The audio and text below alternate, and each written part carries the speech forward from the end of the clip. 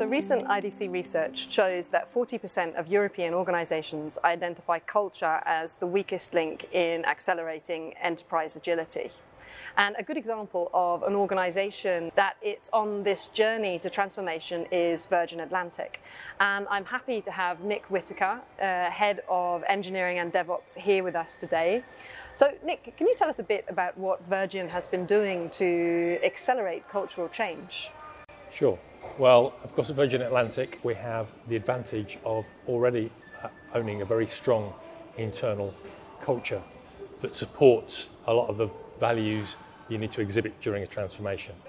Indeed, our corporate strategy, which goes by the name of Velocity, is focused on making us the most loved travel company over the next few years, and it's comprised of three core values.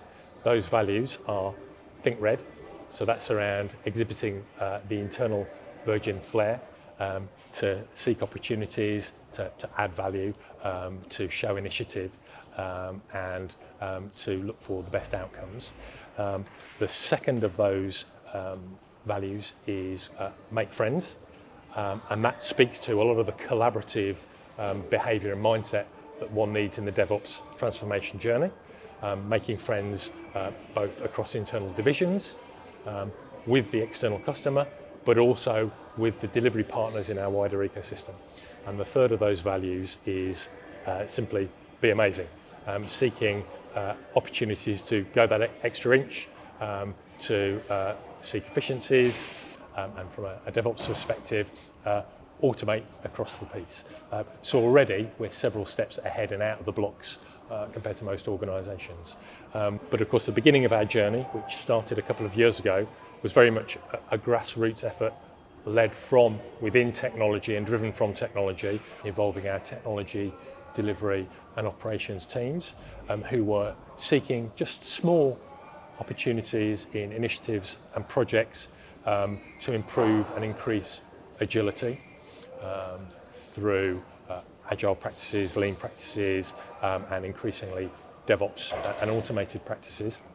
We use techniques such as finding ways to co-locate those more agile teams, to share learnings, and to make best use of scant resource, and to begin to focus in on those efficiencies, those automations, the lean efficiencies and so on.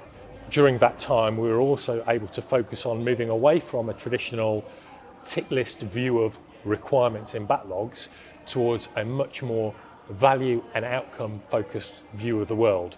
And over time, we found that organically, those teams were beginning to align their backlogs to seek the best common opportunity for the best organisational outcome from their requirements backlog, rather than what was best for those projects.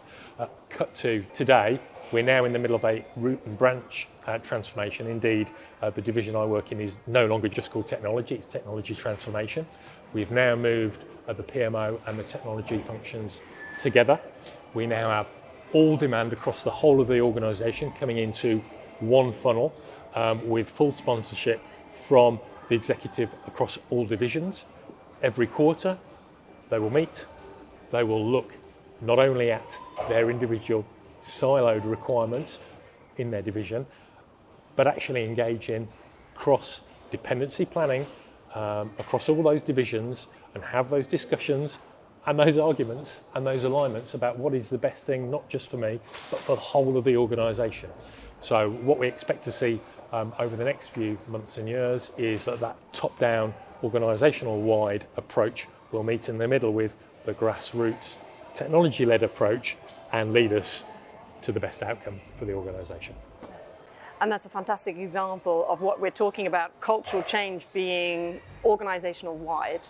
It's great to see that the DevOps and engineering teams are starting to become some of the cultural change agents within organisations. So it's really important to really think about creating your unique corporate culture. It's really important that organisations, they don't try to replicate or copycat a unicorn culture. Those that are doing this will really struggle to produce value and returns.